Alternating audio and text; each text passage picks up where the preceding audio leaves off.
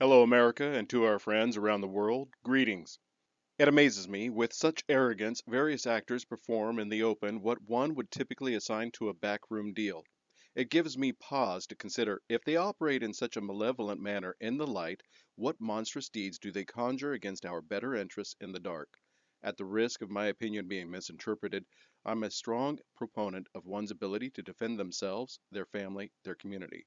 I abhor the warmongering efforts of those, such as the Joe Bidens and Nikki Haley's of the world, who behave in this manner to profit for their own gain at the risk and expense of another's life. Fortunately for the world, Mike Pence is a stupid man and said what we all knew, what was the proverbial quiet part out loud when queried by Tucker Carlson some months ago about the accelerated rate of homelessness, job loss, deteriorating cities and communities in America. Mike Pence's response was not only the opinion of Mike Pence, but of the majority of those who wield power. That's not my concern. This deal to expand NATO takes an interesting turn when you include such known bad actors as Bob Goldbart Menendez, the criminally corrupt Democrat senator from New Jersey, who has been found to have received literal gold bars from foreign nations, and Maryland Democrat Senator Ben Cardin, yes, that Ben Cardin, who was either directly or indirectly involved in the filming of an X-rated gay sex porn within the secured meeting room of Congress. These are the people who are making decisions about endangering our lives by expanding NATO in this manner. If this is what they're doing in the open. 26 January 2024, Biden administration tells Congress it intends to sell Turkey F-16s after Erdogan approved Sweden's NATO membership by Jennifer Hansler, CNN. The Biden administration told Congress it intends to sell F-16 fighter jets to Turkey after President Recep Tayyip Erdogan signed off on Sweden's accession to NATO on Thursday, a development that caps off more than a year of quiet, complicated negotiations. The State Department sent the formal notification about the proposed $23 billion sale to Congress on Friday after Turkey's instruments of ratification were formally deposited at the department.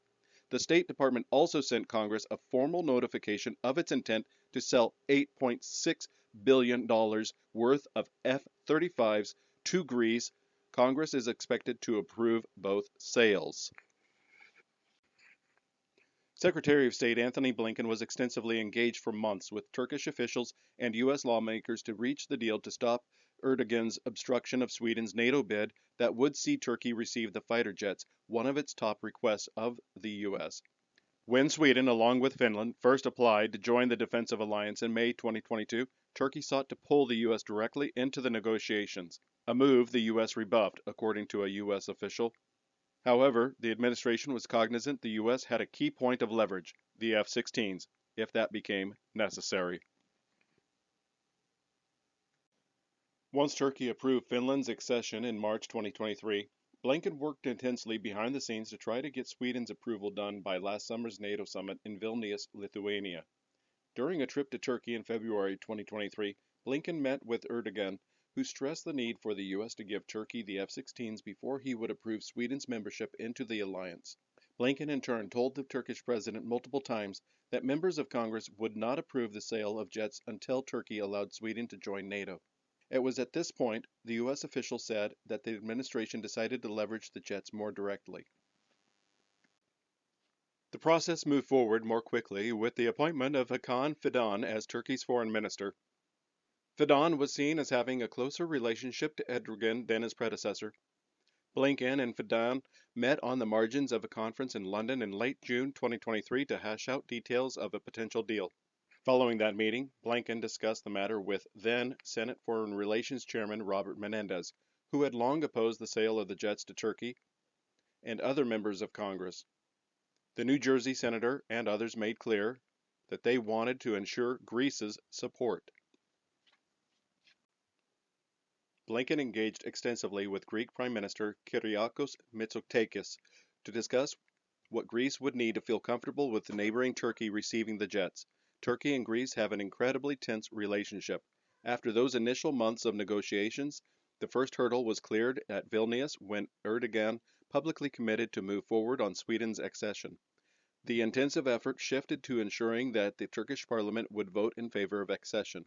As the U.S. worked to solidify the deal, Blinken and Fidan spoke weekly over the autumn and winter, the U.S. official said. The top U.S. diplomat spoke with Greek Prime Minister half a dozen times. He spoke extensively with Menendez and his successor, Senator Ben Cardin, and the leadership of the House Foreign Affairs Committee to try to assuage their concerns about the F-16 sale. The Turkish parliament finally voted in favor of Sweden's NATO accession Tuesday, and Erdogan signed off on the instruments of ratification Thursday. The documents were then sent from Turkey to the U.S. to be physically deposited in a vault at the State Department, which serves as the treaty depository for NATO on Friday. This was the final step needed before the agency sent the formal notifications about the F-16 sales to Congress. The U.S. official said this was to assure Congress there was no way for Turkey to back out of the deal.